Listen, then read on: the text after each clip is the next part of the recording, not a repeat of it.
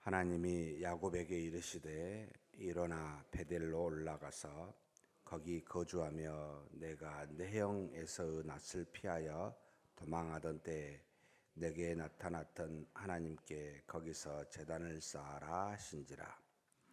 야곱이 이에 자기 집안 사람과 자기와 함께한 모든 자에게 이르되 너희 중에 있는 이방 신상들을 버리고 자신을 정결하게 하고 너희들의 의복을 바꾸어 입으라.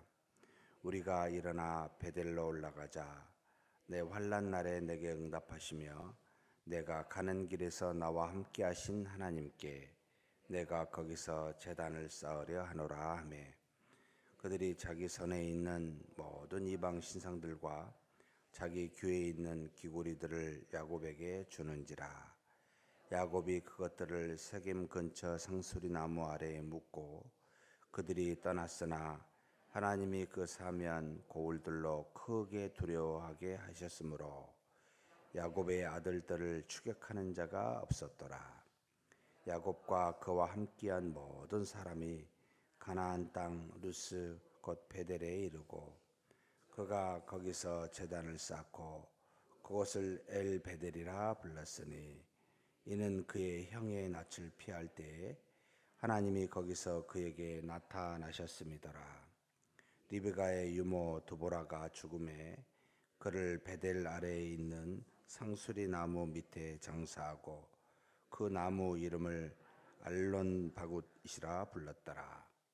야곱이 밧단 아람에서 돌아오매 하나님이 다시 야곱에게 나타나사 그에게 복을 주시고 하나님이 그에게 이르시되 내 이름이 야곱이지만은 내 이름을 다시는 야곱이라 부르지 않겠고 이스라엘이 내 이름이 되리라 하시고 그가 그의 이름을 이스라엘이라 부르시고 하나님이 그에게 이르시되 나는 전능한 하나님이라.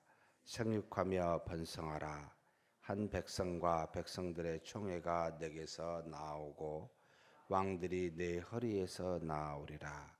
내가 아브람과 이삭에게 준 땅을 내게 주고 내가 내 후손에게도 그 땅을 주리라 하시고 하나님이 그와 말씀하시던 곳에서 그를 떠나 올라가시는지라. 야곱이 하나님이 자기와 말씀하시던 곳에 기둥 곧 돌 기둥을 세우고 그 위에 전제물을 붓고 또 그 위에 기름을 붓고 하나님이 자기와 말씀하시던 곳의 이름을 베델이라 불렀더라. 아멘.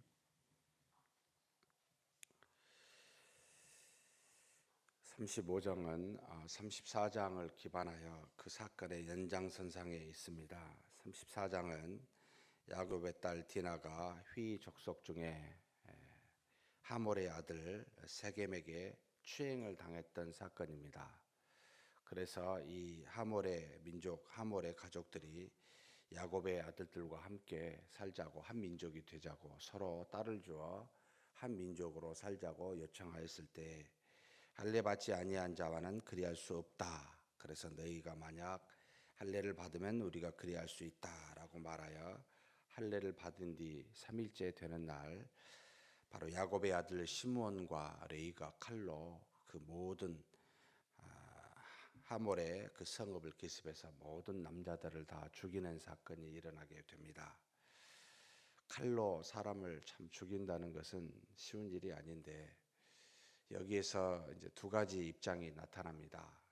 야곱은 자기의 딸 디나가 추행을 당했지만은 그러나 그들을 대적하여 죽이게 되었을 때 그 주변에 살던 가나안 족속이나 브리스 족속으로 말미암아 남은 가족들이 해를 받을까봐 걱정을 해서 그 죽이는 것을 찬성치 아니하였고, 그러나 혈기왕성한 아들들은 바로 시몬과 레이입니다. 그리고 함께 했던 아들들은 어찌 그럴 수가 있느냐, 옳고 그름을 더 따져서 우리의 누이 디나가 창녀 취급을 받는데 이게 옳지 않지 않느냐라고 하는 그와 같은 입장에서 결국은 죽이게 이제 됩니다.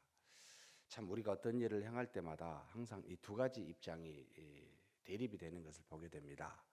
현재의 많은 어려움과 고통을 보고 오히려 그것을 옳고 그름으로 따져서 행하고자 하는 젊은 참 의로운 모습의 입장이 나타나게 되고, 그리고 그 의로움으로 인하여 오히려 또 다른 해를 받을까 염려하는 조금 더 연세가 많은 나이신 분들의 현재 살아있는 사람들의 안위를 더 생각하는 그와 같은 입장에 서게 됐을 때 간혹 제 자신에게도 이제 그런 질문을 하게 됩니다. 어떤 것이 과연 하나님의 뜻일까?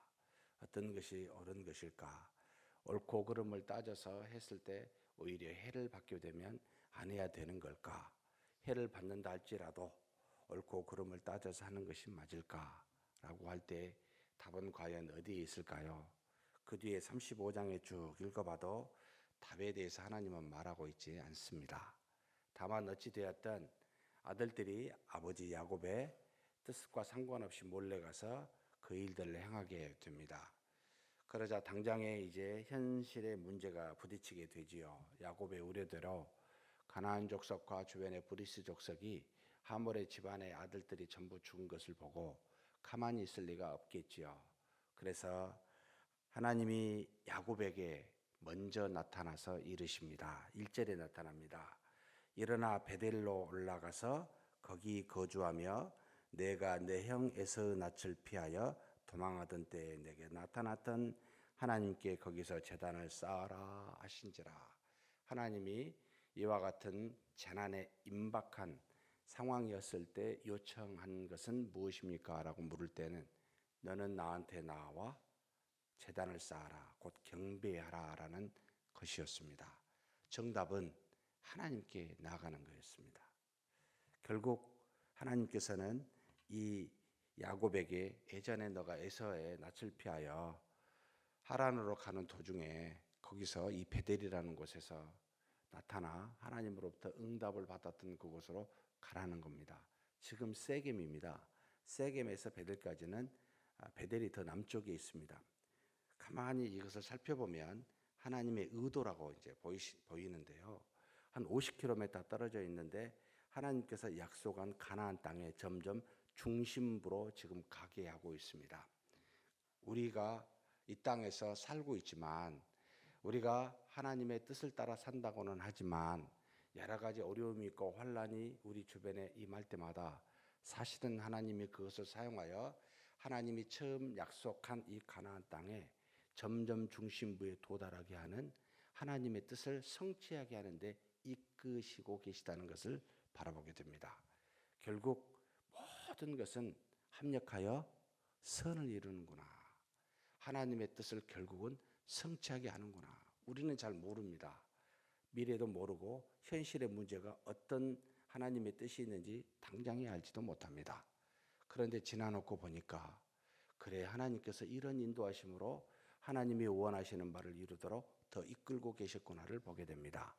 창조하여 타락한 택한 하나님의 사랑하는 사람들이 결국은 떠났을 때 물로 징계하셨지만, 그러나 아브라함을 택하시고 그 뒤에 이 에서와 야곱을 통하여 하나님이 사랑하는 자를 향한 구원의 역사가 지속적으로 이루어지는데, 그 이루어지는 것이 개인과 후손과 시족과 부족과 국가를 점점 확장해서 이루어져 가고, 하나님이 주시겠다고 하는 이 땅을 점점점 자신들의 의지와는 상관없이 가게 하여 그곳에서 그 뜻을 성취하게 하는 놀라운 일들을 하나님은 우리 안에서 고난이라는 걸 통해, 때로는 역경이라는 걸 통해 이루어 가시는구나라는 것을 창세기 전체를 통해 보면 그렇게 우리로 깨닫게 합니다.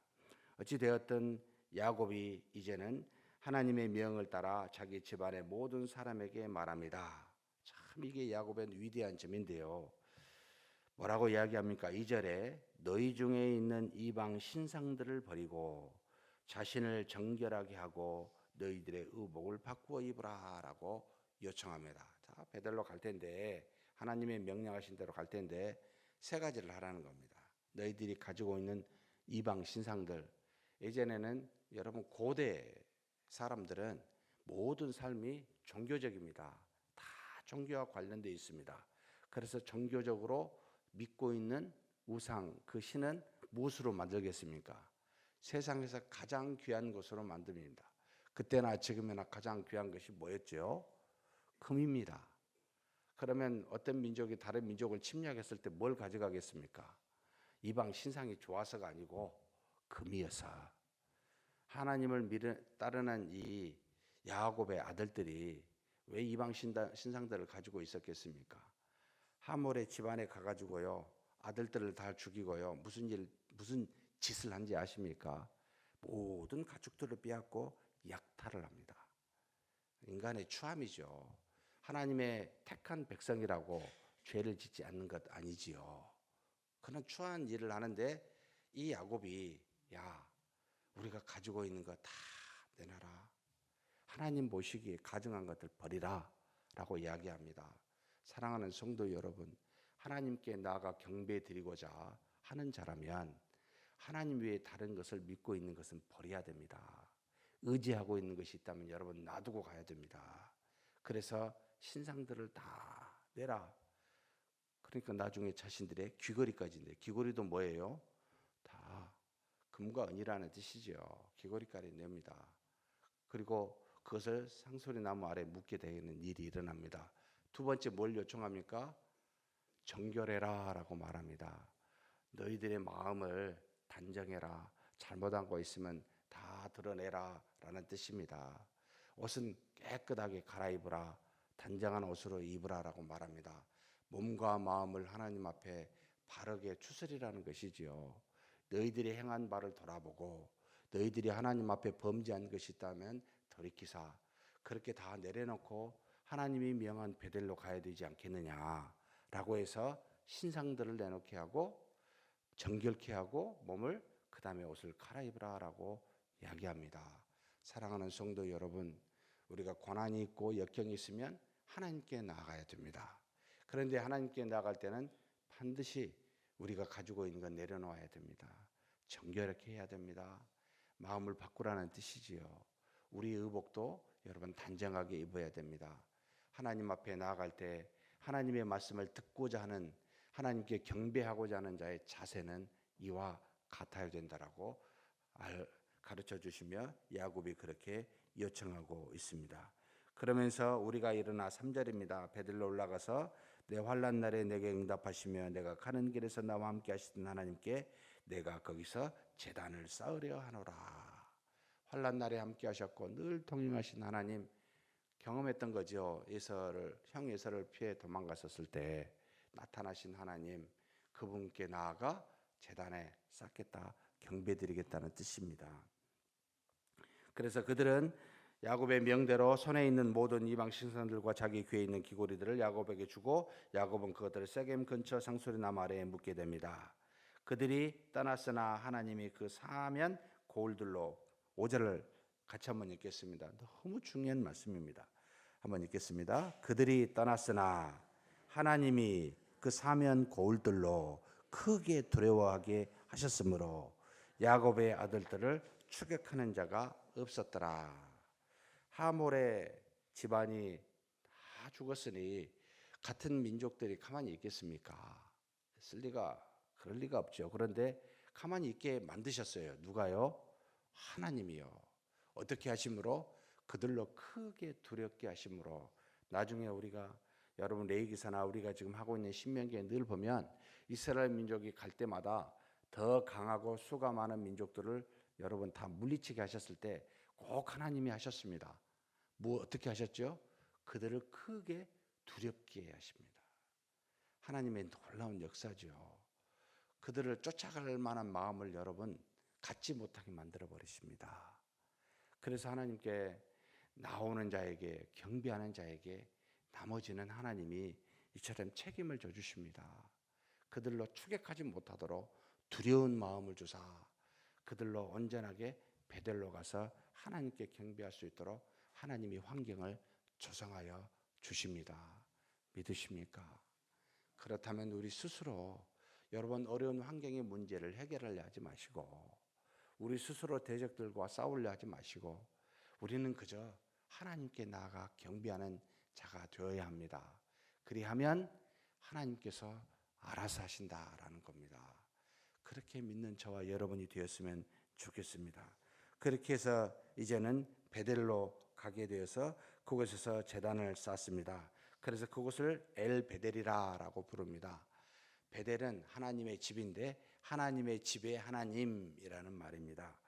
하나님의 집 안에 계시는 하나님, 베델에 계시는 하나님이라는 말로 그곳을 칭하여 제단을 쌓고 하나님께 경배를 드리게 됩니다. 그런데 그것에 누가 죽어요? 8절에 보니까 리브가의 유모 드보라라는 이름이 처음으로 나타납니다만 무슨 29장에 있었습니까? 바로 이삭과 결혼했었던 야곱의 어머니 리브가가 라반의 곧 이 하란에서 왔었을 때 어떻게 왔습니까? 바로 유모와 함께 왔습니다. 그 유모가 드보라입니다. 결국 야곱으로 치면 할머니격이 되는 거죠. 얼마나 유모가 그 리브가를 사랑했겠습니까? 또 리브가가 낳은 이 야곱을 얼마나 사랑했겠습니까? 그래서 이 야곱에게는 각별한 것이죠. 그래서 여기 지금 창세기 35장에 드보라가 죽었을 때 야곱이 그를 베델 아래에 있는 상수리 나무 밑에 장사하게 되고 그것을 무엇이라 불렀냐면 알론박 굿이라고 부릅니다. 곡함의 상수리라는 거죠. 상수리 아래에서 곡하였다는 뜻입니다. 슬퍼했다는 뜻입니다. 사랑하는 자신의 할머니 같은 드보라가 죽었기에 그곳에서 곡하였던 베델의 모습을 볼 수가 있습니다. 이렇게 베델에서 일어난 일들을 간략하게 쓰고요. 장면이 확 바뀌게 됩니다. 9절부터 9절에 보니까 야곱이 밧단 아람에서 돌아오매라는 말이 있는데 여기 베델에 있다가 밧단 아람에 갔냐라는 게 아닙니다. 밧단 아람은 하란에 있는 그 지방 전체를 그렇게 불렀습니다. 결국 하란의 삼촌 라반의 집에서 돌아온 사실 이 야곱을 지금 말해주고 있습니다. 결국 현재 베델에 있는데 원래 하나님께서 밧단 아람에서부터 불러서 이 베델까지 불렀는데 하나님이 10절에 그에게 이르시되 내 이름이 야곱이지만은 내 이름을 다시는 야곱이라 부르지 않겠고 이스라엘이 내 이름이 되리라. 이건 창세기 32장에 브니엘에서 야복 강가에서 하나님과 싸워서 이겼을 때 칭함을 받았던 이름 아닙니까? 그런데 공식적으로 하나님이 이 베델에 왔었을 때 이제는 내 이름을 다시는 야곱이라 하지 말고 뭐라고요? 이스라엘이라고 부르자.